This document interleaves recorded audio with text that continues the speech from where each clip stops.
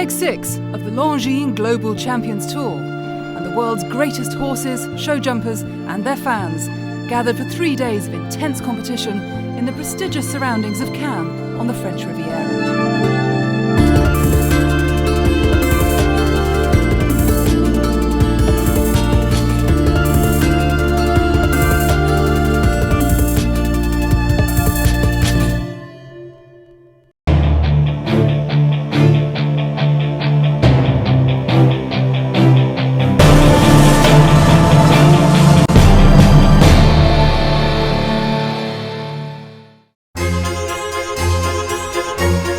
Was the first ever European venue for the tour when it was created 10 years ago.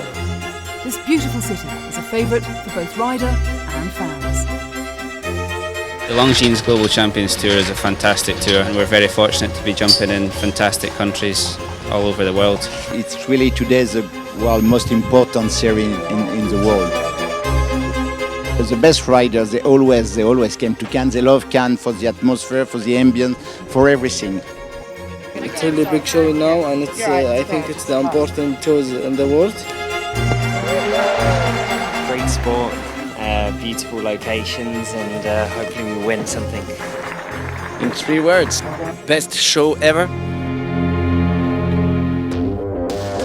The 2015 series kicked off in spectacular fashion in April on the golden sands of Miami Beach, Florida. Of the 4 reaching the jump-off, world number 1 Scott Brash galloped away with the first leg of the tour aboard the history-making Hello Sanctos and went straight to the top of the leaderboard. That was spectacular. The second leg hosted a heavyweight turnout of the world's top 10 riders in the diamond city of Antwerp, Belgium. The electrifying Grand Prix was down to the wire, with French speed king Simon Delestre clinching the win. Qatari rider Bassem Hassan Mohamed scored enough points to take the overall lead. The Spanish capital of Madrid saw an elated Luciana Diniz realise her dreams as she claimed her first Longines Global Champions Tour Grand Prix. That's the way to do it! Oh my goodness me, what a result! Luciana also rocketed up to second place in the overall ranking. The unstoppable Scott Brash gained enough points to be back on top of the championship for the second time in the 2015 season. Flying Dutchman Harry Smolders and his super-fast 15-year-old bay mare Regina Z blazed to victory in the dazzling city of Shanghai. Going to be so close, 34.20. It's closer than we thought, running to the last. It's enough, yes it is, 33.57.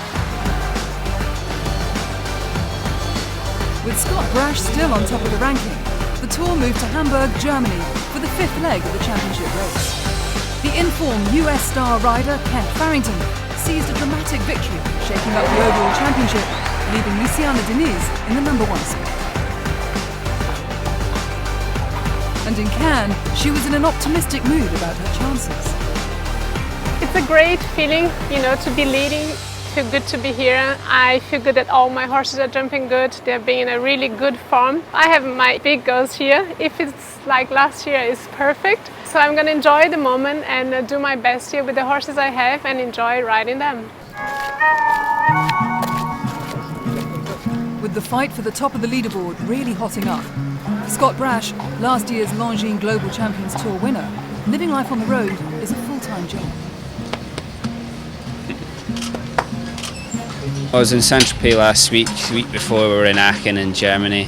The week before that I was in Shanghai. So yeah, I mean we get about, there's a 5-star show every weekend. The Global Champions Tour runs all through the summer, and we go to lots of exotic countries throughout the world. So yeah, we live out a suitcase really. World number 1 Scott's passion for show jumping began at an early age. I was 7 years old when I first started riding.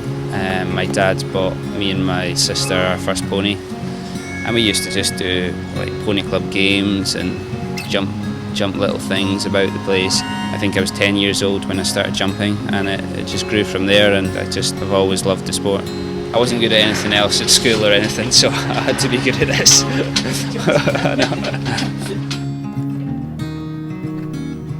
Even as a child, Scott had big dreams. I remember watching a lot of World Cup shows, and the likes of John Whittaker and Milton really inspired me to jump at those shows and to try and have a horse like Milton. Rodrigo Pessoa and Balabé de Rouet were winning a lot at the time when I was growing up, Marcus Enning, and these riders were all fantastic to watch, and I really aspired to them. But Scott hasn't done it on his own. You need to have top horses. It doesn't matter how well you ride, if you don't have top horses, you're no one. She's called Annie. She's a really nice horse, really sweet nature, really good to work with. Yeah, she's a joy to have. And this is my lady. We call her Gwynnie in the stables. But she's got a bit more attitude, this one. She doesn't want to be told what to do, so that's her. But she's a lovely horse. We have to get a real bond with them and understand what they like and what they don't like, and that partnership is really, really important for success. With strong bonds established, the Olympics are on the horizon. We're already looking towards Rio, but the main key is to have the right horses. Sanctos is at an age where hopefully if he doesn't get injured, then he's still good for Rio. We have a top mare, Hello Milady, who I think's got a real good chance. Also Ursula, another top horse of mine. I think we're in a really good place at the minute where we have definitely three shots. Sometimes when you're growing up you think, it's not possible to be able to do my dream and whatever, but you really work hard enough and are dedicated enough and work to what you want, what your dream is, then anything is possible.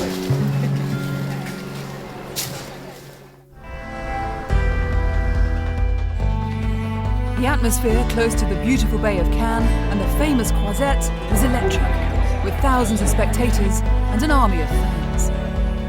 After 2 days of competition, the top riders were out in force for the pinnacle of the event, the Longines Global Champions Tour Grand Prix. 49 riders were poised to tackle the tough track, built by renowned course designer Juliana Visani.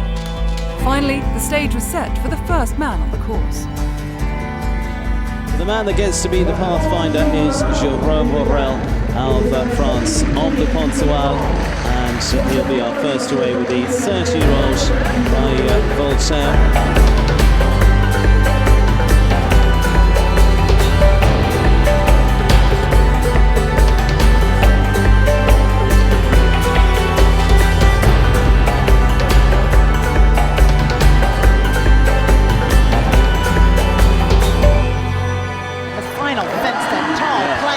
Just barely sitting on those flat cups. Fabulous clear round. With a clear on the board, the next rider to tackle the technical track was American rider Jessica Springsteen, watched from the sidelines by her family, including her father, legend singer-songwriter Bruce Springsteen. Now, Jessica Springsteen, Stonehill Farms, 14-year-old by Obos Quality of Lucena, Irish-bred horse. This rider who's won a number of titles already.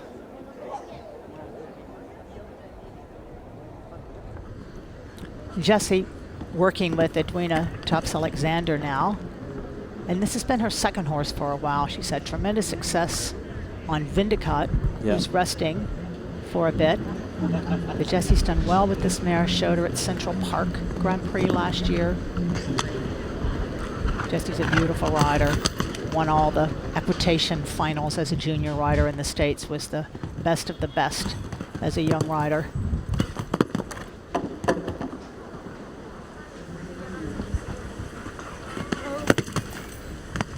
Just graduated from Duke University last year, and now she's really spending her time focusing on her riding, spending time in Europe. One of the top young American riders. Now to the last fence, got to set up. Wow, fantastic for her. What a thrill. Her mom and dad are here watching. So the first two riders jumped clear at thinking this course looked easy, and it did not walk easy to me. The big, bold course started to take its toll on the other riders who struggled to find those essential clear rounds.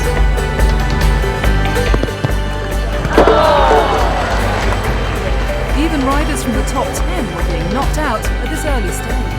Well, now the new world's number 5, Longines number 5, Bertram Allen with Ireland. 19 years of age. And to be in the world's top 5 is something very impressive. That's sort of unusual for him to have 2 rails early. So used to having given the jump off. Yes. I'm disappointed. An uncharacteristic 8 faults left 19-year-old rising star Bertram Allen out of the competition. All eyes then turned to the world's number 1. Now, Scott Brash with his 9-year-old Hello Milady, Lady Harrison, Lady Kirkham.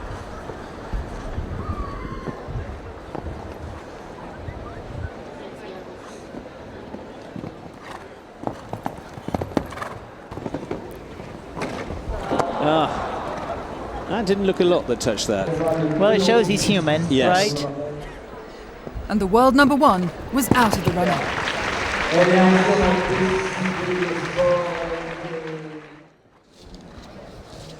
Many will be watching this lady, Pénélope Leprevost, Martina de la Rousserie, the French rider for Madame Geneviève Maigret, 10-year-olds.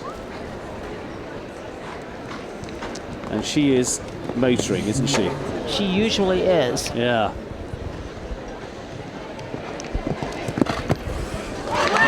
Beautiful, just beautiful. Lovely round from Pénélope Leprevost, third fastest of them, 73.16. Huge cheer from the crowds. And I have to say, that was impressive to watch. That woke the French people up. Yeah, woke all of us up. Something to get excited about. With the French rider flying into round 2, it was now down to tour leader Luciana Diniz to hold on to pole position and keep her dreams alive. Leader of the Longines Global Champions Tour ranking, second here last year. We're in Madrid. And certainly has the biggest smile of all the riders. She's just exactly. Always grinning. Look at that form. Yeah. And so quiet, no martingale, beautiful mover. This is a special horse. Yes. That's just as pretty as it gets. Yeah. Wow. That was my favorite round tonight. A huge and difficult first round offered exciting and explosive competition as the best of the best tackled this unforgiving track. Final combination in round 1 then, Pierre Schwitzer, Armani the gun. Currently second in the Longines Global Champions Tour rankings, finished second in the Grand Prix of Shanghai. Solid as a rock. Oh, that's me not invited to Switzerland. You watch the whole class, you have your plan, you warm up, everything's just right, you go in and have the first rail. That's a major bummer.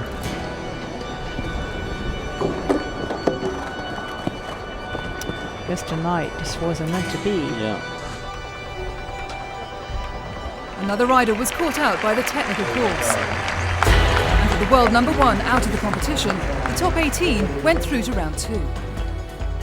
The top spots were taken by Frenchmen Kevin Stout and Jérôme Hurel, followed by an eclectic mix of Olympic medalists and elite riders from across the globe, making round 2 an intense battle to capture the 6th leg in Cannes.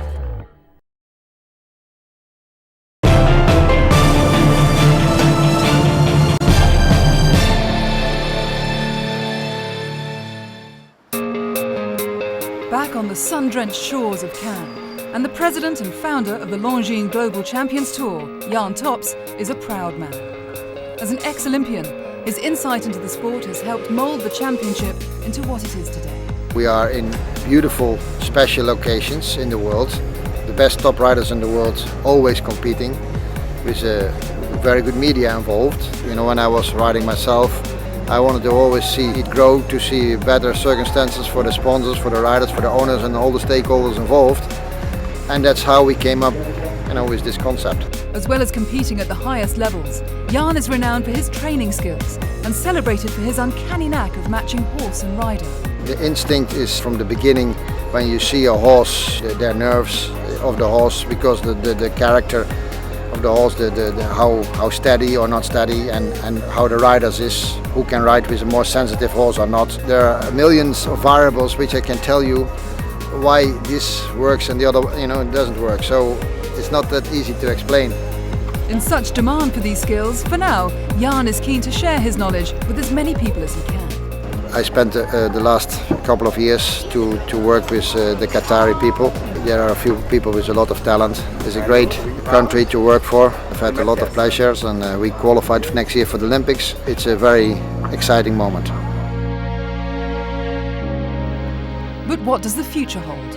And will he ever grow tired of the world of show jumping? GCT has been revolutionizing the last 10 years, and I think we can do the same improvement in the next 3 to 5 years. I'm very happy with the development of the sport in general, and I'm happy that I have been part of it. I'm still thrilled when I see a special horse jump and a great jump off. I enjoy it every day.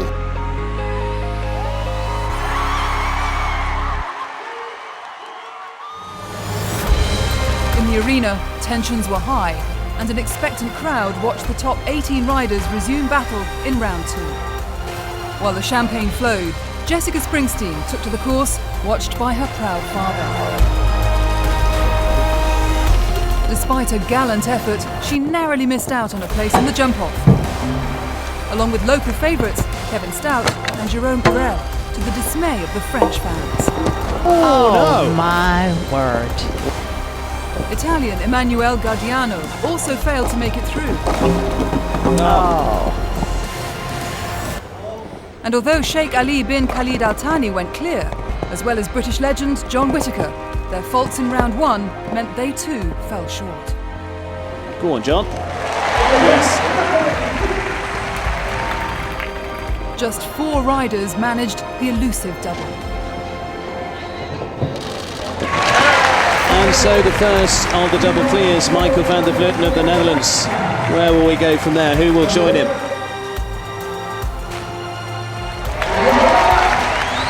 Beautiful, spectacular. Absolutely. Pearly whites on show and a delighted Luciana Diniz.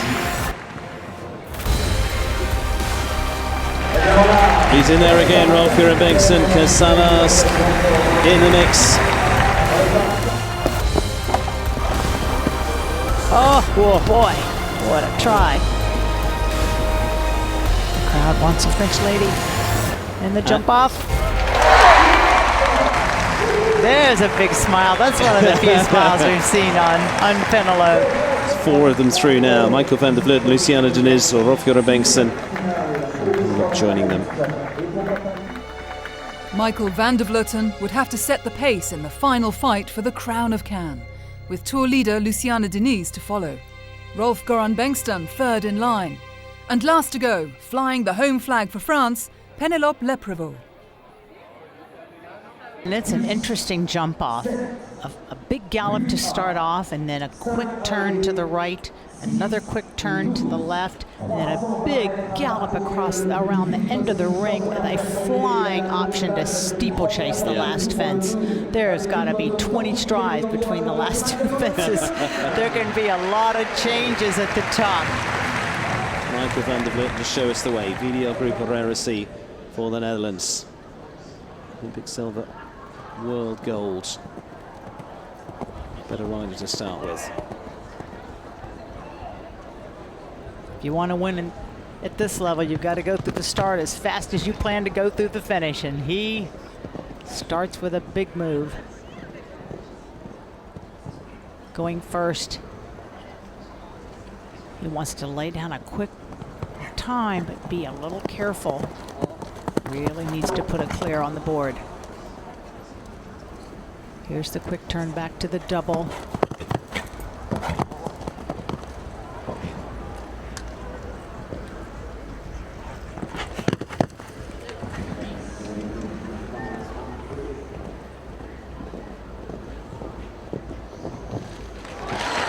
Well, there we go. Good round from Michael.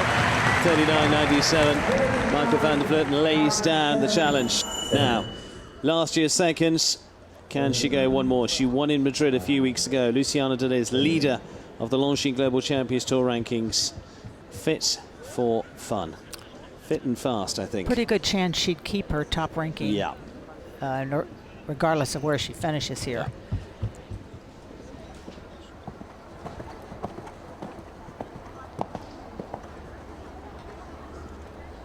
She's winding up.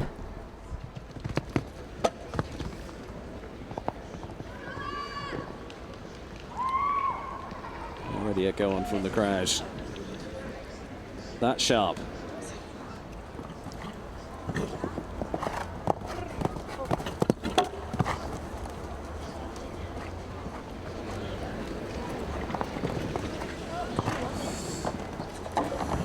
Lands out of there in 25 seconds. Whoa. Now. Brilliant one at the last. Oh boy, that is one special horse. She rides him beautifully. 37.97 from Luciana Diniz. A big kiss and a hug and a jelly. Rolf-Göran Bengtsson Yeah, Rolf can do it. Casall Ask. Now his partner Evie's won the German ladies title today, so he could follow this up hopefully with a... Oh, he's fast too. And this horse has an enormous stride.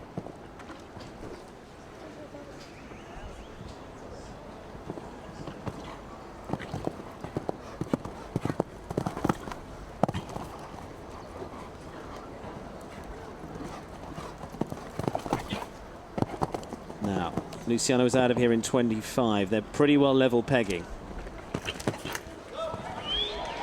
There's a go from the crowd. Oh, he's checking. Whoa, is it? So yes, it is. 37.82. He did beat it. 37.82 from Rolf-Göran Bengtsson. Oh, wow. So each rider is faster than the one before. Yeah. Roof's going to lift off this grandstand if this can come home. Pénélope Leprevost, last to go. Luciana Diniz. Well, she is definitely known for putting the pedal to the metal, and after watching her last night, and look at her coming into this. I'm betting on her if she's clear to win this.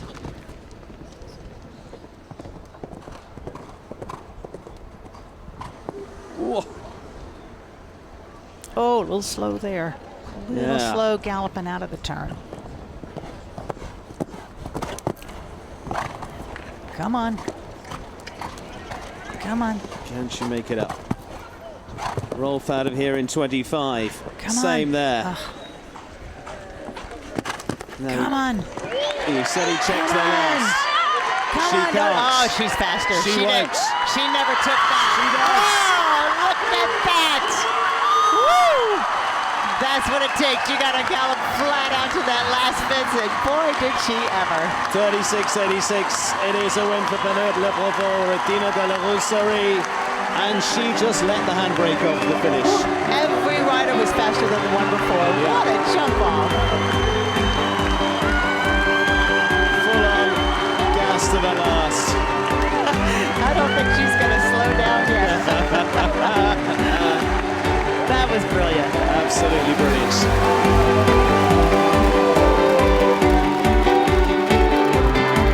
The jubilant home crowds paid tribute to their golden girl as she claimed the second Longines Global Champions Tour Grand Prix of her career. A thrilling climax on the French Riviera, with the home favourite leaving the best till last. Pénélope Leprevost! Her win in Cannes giving her a full 40 points, moving her up to 26th in the rankings. Normally I shouldn't come with this mare here, but she was super in Saint-Tropez, so I changed my plan. And she was top each round, and I was the last to go in the jump off. The third first were very fast, so I said, oh, I've never been fast, so we'll try to do my best, and my mare was just amazing.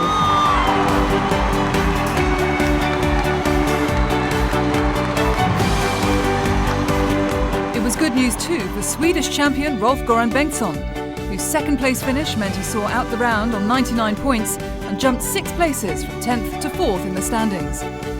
Disappointment though for Piers Schwitzer, who after his early retirement remained in second place, and Scott Brash, whose 8 faults in round 1 left him a close third. Luciana Diniz though, on 160 points, dramatically extended her lead and and she couldn't have been happier. I just arrived here and I saw all the pictures in the streets about me, and it was so amazing. I was so motivated to be good here. The show started with a kind of 4 points, 4 points, 4 points, and I said something has to change on the last day. And I just make in my mind that today would be a good day, and it was a great day. I'm happy.